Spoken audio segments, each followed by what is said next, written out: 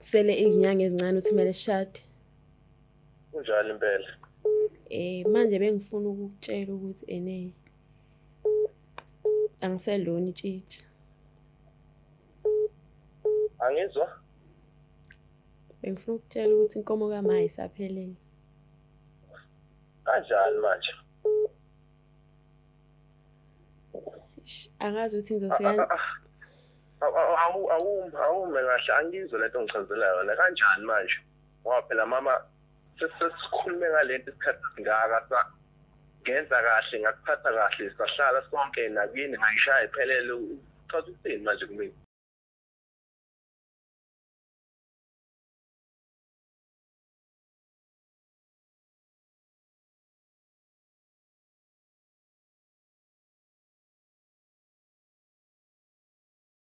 Sanibingelela nonke babukeli be-Black Life TV. Kwesinye isiqephu esisikhipha izimfihlo nihleli no-Longstar. Namhlanje vashelo usisi omncane othi unemfihlo afisa ukuyidalula. Sabona njani? Yebo, njani? Ngiyaphila. Ngicela ukubingelela abantu ababukela emakhaya.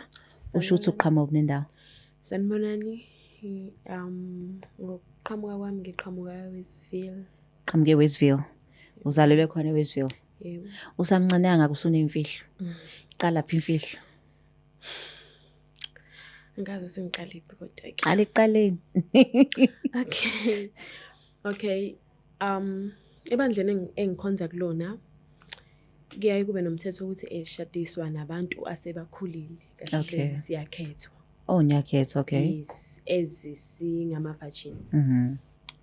Okay, shuthi ngakhethwa ke kwayiwe ekhaya kwakhishwa zonke izinto amalobolo like yonke into edingakalayo.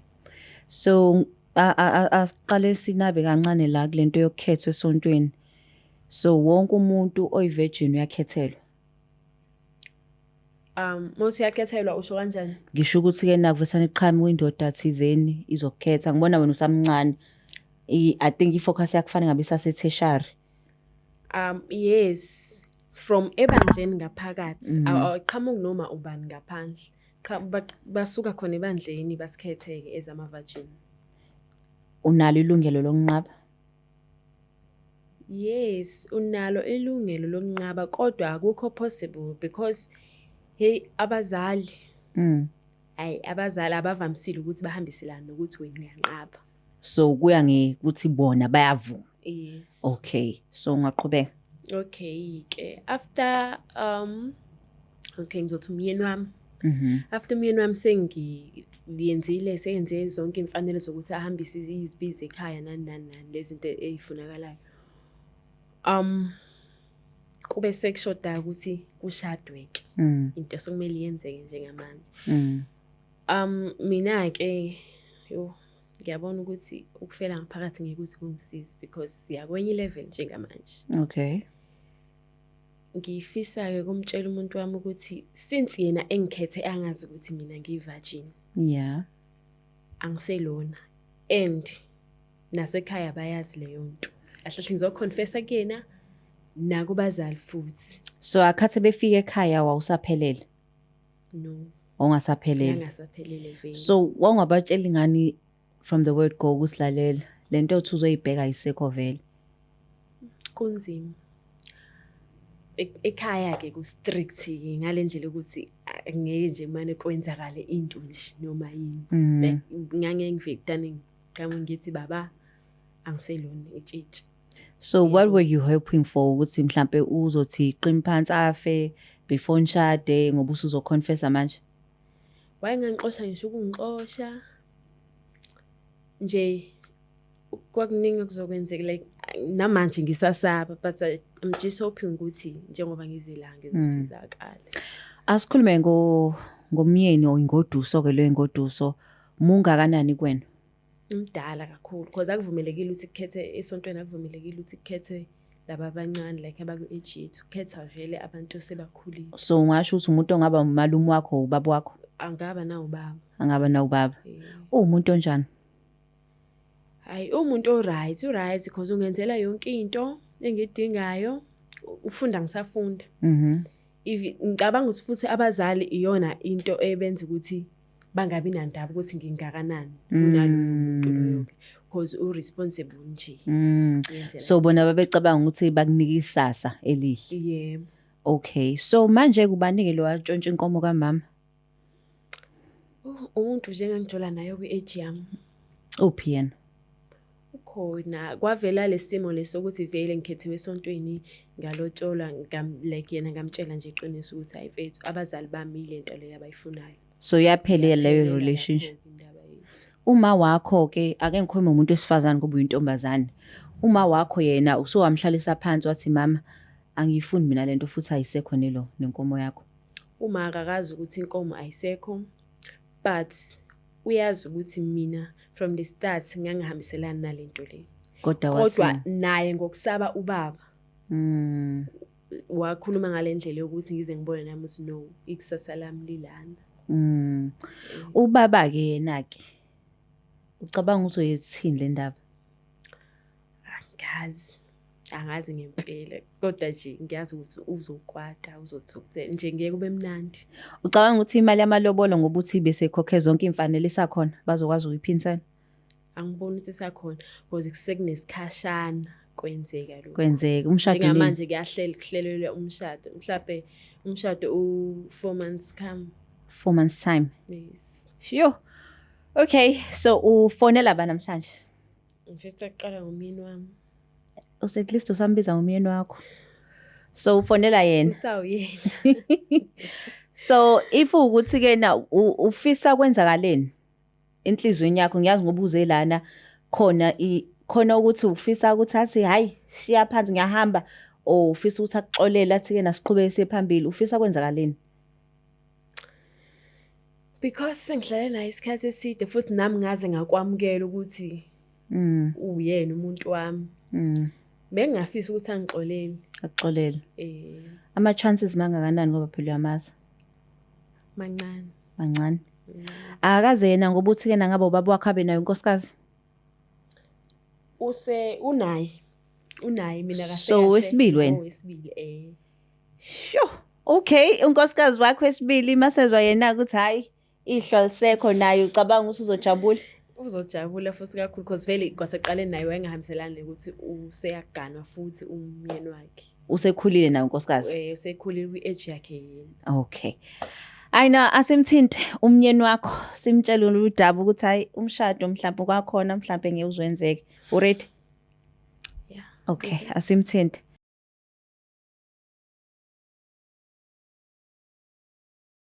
So ready?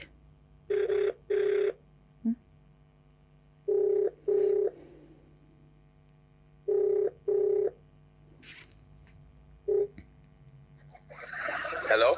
Sawubona njani? Ngiyaphila mama njani? Ngiyaphila. Ukhuluma noLungstar la ka Black Life TV. Singawazi ukukhuluma? Okay. Ngiyakhuluma. Ngila e-studio nengoduso yakho kuhlelo luthi ke nasikhipha izimfihlo. Uthi kunemfihlo afisa ukudalulela yona. Okay. Ngisacela umlalele.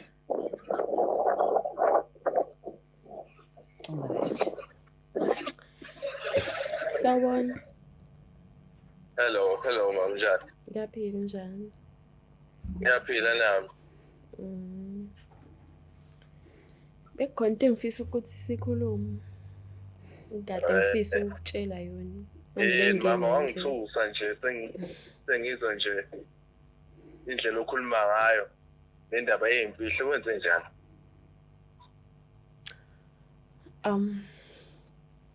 Ngifisa sikhulume ngelindaba leyo ukuthi ngithi usuyazi ukuthi kumele sishade. Ufuna sikhulume ngendaba yani? Uyazi angithi ukuthi kusele izinyanga ezincane uthi kumele sishade. Kunjalo impela. Manje bengifuna ukukutshela ukuthi angiselona itshitshi. Angizwa? Bengifuna ukutshela ukuthi inkomo kaMa isaphelele. Kanjani manje? Angazi ukuthi ngizosika awume kahle angizwe lento ngichazela yona kanjani manje ngoba phela mama sesikhulume ngalento isikhathi singaka ngenza kahle ngakuphatha kahle sahlala sonke nakini ngayishaya iphelele uchaza ukuthini manje kumina? Ngiyazi kodwa lento into eyenzeka ngingakahlangani ngisho nawe. Ukuhlangana kwami nawe ngasaba nokusho kuwena, ngasaba nokusho futhi ekhaya. Wasabusha ukuthini? Uqonde ungitshela ukuthi unomunye umuntu osandana naye. Before wena. Before mina. Yebo. Wawufihlelelani point abengaka mina ngake ngikuchithile mina ngihleli nawe nasesontweni futhi. Bavumelana ngaya ngisho ebazalini bakho. Uchaza ukuthini mina umsesakhona? Ngiyaxolisa-ke kodwa kunjalo. Awumeke. Kahle la njengoba ungitshela lento ongitshela nongitshelela ukuthi kwenzakaleni kahle kahle lokho engifisa ukwazi. Bengingafuni ukuthi mhlawumbe singene emshadweni khona le mfihlo ngisayigcinile, benginethemba lokuthi mhlawumbe ungathola ukungixolela. Yazini. Lento isho ukungidakelwa angeze ukuthele kwena. Uyangidakelwa nje futhi uyanginyanyisa. Futhi uzokhuluma nawe kanjani? Yazini. Mina ayikho into engizoyikhuluma nawe. Ngizovela ngihambe ngikhuluma nabazali bakho. Uhambe nje ngikhuluma nabazali bakho. Ngiyacabanga ukuthi bazoba nesambululo sayo yonke lento le. Kodwa nje mina njengoba nje usungitshela into ongitshela ngayo ukukhombisa ukuthi ngenza isiphupho wadlala ngami isikhathi esingaka. Isikhathi esingaka. Kodwa mina bengingathanda ukuthi abazali bami bayizwe ngami lento. Mfethu wena kodwa uyacabanga kodwa. Uyacabanga. Ngiyaxolisa. Ama-plan ebenginawo lendlela besisengenze ngakhona izinto. Ngiyaxolisa. Ama-plan ebesisenginawo imali yami engiyishaye kini uyacabanga kodwa yonke lento kubuhlungu usungidlulise kubona. Kubuhlungu engiphilayo manje nje njengoba ukhuluma lento oyikhulumayo wesiphathi usungibiza kulezi zinto engikhuluma kuzona ngazi ukuthi yini yona lesi ngikhohliwe lezi zinto engikhuluma kuzona. Ngiyaxolisa, ngixolele. Yazini. Awungichazele la. Njoba ke mina ke awuchazi lo mfana lo ukhuluma ngayo nje uthi wena benithandana kudala. Besithandana kudala ungakafiki wena empilweni yami.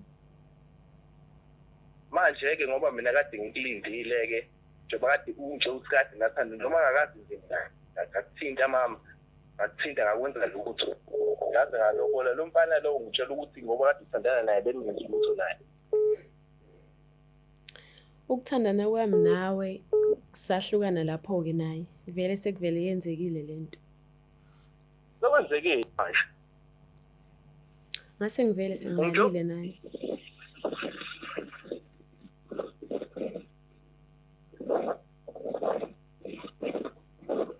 Hayibo. Khuluma phela. Ngithi mina ngase ngivele sengilalile naye. Hayibo. Yazi uyangilinga wena. Yazi uyangilinga ngempela uyangilinga wena. Yini lento oyenzayo kodwa? Usiyami. Yazini. Yabo manje ngoba ngiyabona isikhathi ngisiphuphuka. Ukade isiphuphuka. Kwasisontweni nje. Ngoba nje ngithatha ngoba nakho wakahle futhi ukuthi ngifuna ukwenza umakoti wami esibili ngoba ngikubona ukuthi uright ngithandile futhi beku-right kodwa manje ekugcineni indlela esengenzeka ngakhona mina sengenzeka isilimi. Yazini ke ngoba kwamanje nje ngisanyanye kakhulu kabi ngicela ukuthi singaphinde sikhulume mina nawe. Futhi ke mina nawe besikuhlanganisile kuphelile. Engizoyenza mina ngizohamba ngiyokhuluma nabazali bakho. Ngifuna zonke imali zami angiyishaya neinkomo zami. Ngizokhuluma nabazali bakho nje. Angisafune lutho uzongihlanganisa nawe. Ngoba manje ngidakele. Ayese sikwazini ukuhamba kanye ukukhuluma nabazali ekhaya? Angizwa? Ngiyuzukwazi ukuhamba nami kubazali bami. Cha, ngeke ngize ngikwazi. Ngeke nje ngize ngikwazi. Njengoba ngisho nje ngicela ukuthi mina nawe nje sizokhuluma nabazali bakho kuphela mina nawe nje besikuhlanganisile ngicela ukuthi kuphele. Yebo. Ngicela ukuthi kuphele. Singaphinde nje mina nawe sikhulumisane.